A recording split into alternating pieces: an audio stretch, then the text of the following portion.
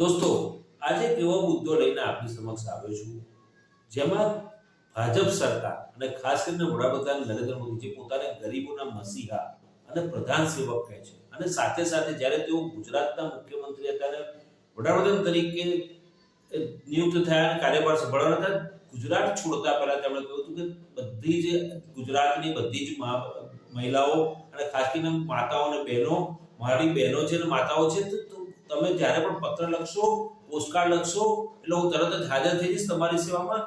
આ વાતને 2014માં જ્યારે વડાપ્રધાન તરીકે નિયુક્ત થયા ત્યારે કાર્યભાર સંભાળ્યો એ વખતે કરી હતી. પરંતુ આટલા વર્ષો પછી જ્યારે ગુજરાતમાં જે ગુજરાતનો દરિયાકાંઠો છે, જે 1600 કિલોમીટર લાંબો દરિયાકાંઠો છે અને ભારતનો સૌથી મોટામાં મોટો વિશાળ દરિયાકાંઠો કહેવાય છે, આ વિશાળ દરિયાકાંઠા પર વસતા માછીમારો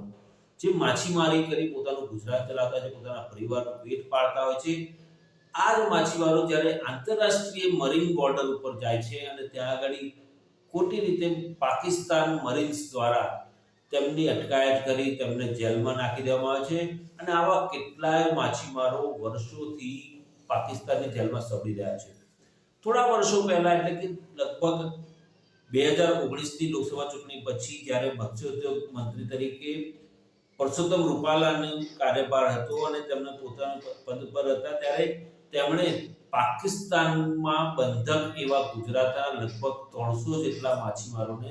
મુક્ત કરાવ્યા હતા અને બંને દેશોના સરકારોએ વાતચીત કરી અને તેમને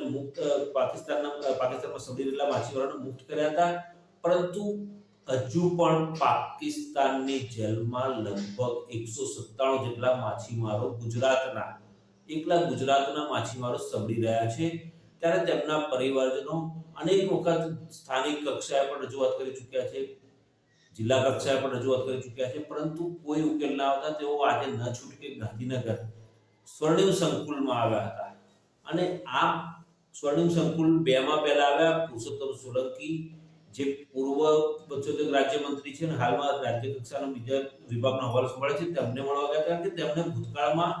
આ માછીમારો માટે અને તેમને માછીમારો પ્રત્યે લાગણી હોવાથી માછીમારો તેમની સમક્ષ રજૂઆત કરવા ગયા હતા અને તેમણે શાંતિથી સાંભળ્યા હતા. પછી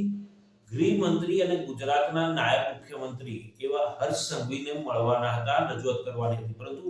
હર્ષ સંઘવી સામાન્ય રીતે સોમવાર અને મંગળવારે સામાન્ય જનતા અને સાંસદો અને ધારાસભ્યો માટે મંત્રીઓ અવેલેબલ રહેતા હોય છે, પરંતુ હર્ષ સંઘવી આજે તેમના કાર્યાલયમાં ઉપસ્થિત હતા,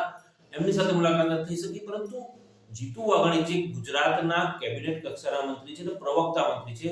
કેબિનેટ કક્ષાનો હવાલો તેમની પાસે કૃષિ અને મત્સ્યોદ્યોગનો છે, તો મત્સ્યોદ્યોગ મંત્રી તરીકે તેમની સમક્ષ રજૂઆત કરવા ગયા ત્યારે પરિવારજનોની જે મહિલાઓ આવી હતી, જે પાકિસ્તાનમાં સબડી રહ્યા છે માછીમારો, તેમના પરિવારજનમાં જે મહિલાઓ રજૂઆત કરવા આવી હતી, એ મહિલાઓને લઈને આવેલા જે યુવાનો હતા અને મહિલાઓ ગઈ હતી ત્યાં રજૂઆત કરવા, 5 થી 7 મહિલાઓ ગઈ હતી, ત્યારે જીતુ વાઘાણીએ જે પ્રકારનું નિવેદન કર્યું તે એકદમ શરમજનક છે અને ભાજપ માટે અત્યંત દુઃખદ ઘટના કહી શકાય. અને ખાસ કરીને પ્રધાન સેવક ગણતા પોતાને અને ગરીબોના મસીહા ગણતા નરેન્દ્ર મોદી માટે તો એકદમ શરમજનક ઘટના કહેવાય. કારણ કે જીતુ વાઘાણીએ રજૂઆત કરવા આવેલી મહિલાઓને એવું કહ્યું કે રાજકારણ કરવા આવો છો તમે, અહીંયા રજૂઆત કરવા છે પરંતુ રાજકારણ રમી રહ્યા છો તમે. હવે જે લોકોના મતે અને જેના માટે ગરીબો માટે પોતે તત્પર હોવાનું, ગરીબો માટે પોતે કામ કરતા હોવાનું, ગરીબોને ઉત્થાનની વાતો કરવાની વાત કરનાર વડાપ્રધાન નરેન્દ્ર મોદી જ્યારે ગુજરાતમાં મુખ્યમંત્રી હતા ત્યારે તેમણે ગરીબ કલ્યાણ મેળાની શરૂઆત કરી હતી અને તેના થકી ગરીબોને ઉત્થાન થાય, ગરીબોનો વિકાસ થાય. અને કેન્દ્રમાં પણ જ્યારે વડાપ્રધાન બન્યા પછી પણ ગરીબલક્ષી કાર્યક્રમો અનેક શરૂ કર્યા. પરંતુ શું ભાજપના બે મોઢાની વાતો છે? એક બાજુ વડાપ્રધાન નરેન્દ્ર મોદી ગરીબના મસીહા બની અને તેઓ પોતાની ગરીબીના દિવસોના જે રાગ આલાપતા હોય છે સભાઓમાં એમાં, અને પોતે ગરીબીમાંથી આગળ આવેલા છે, એ રીતે દરેક ગરીબ પરિવાર આગળ આવે તેવી ઈચ્છા રાખી એવી ઈચ્છા પણ વ્યક્ત કરતા હોય છે. પરંતુ બીજી બાજુ, સિક્કાની બીજી બાજુ, ભાજપની બીજી બાજુ એવી પણ છે કે જેમના મંત્રીઓ અને નેતાઓ ગરીબોને હળધૂત કરતા જોવા મળે છે, જે આજે જોવા મળ્યું સ્વર્ણિમ સંકુલ 1માં. અને જે રીતે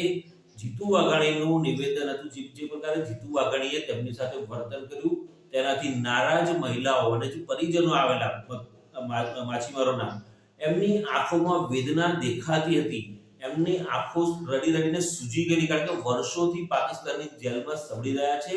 પાકિસ્તાનના સત્તાવાળાઓ દ્વારા તેમને બેરહેમીથી મારવામાં આવી રહ્યો છે. અને જે ભૂતકાળમાં છૂટીને આવેલા હતા માછીમારોમાં ઘણા માછીમારોની હાલત આજે એટલી બધી કફોડી છે કે જીવન મરણ વચ્ચે ઝૂલા ખાઈ રહ્યા છે. ત્યારે સંવેદનશીલ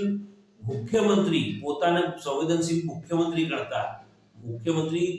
ભૂપેન્દ્ર પટેલની સરકારના જ મંત્રી, પ્રવક્તા મંત્રી,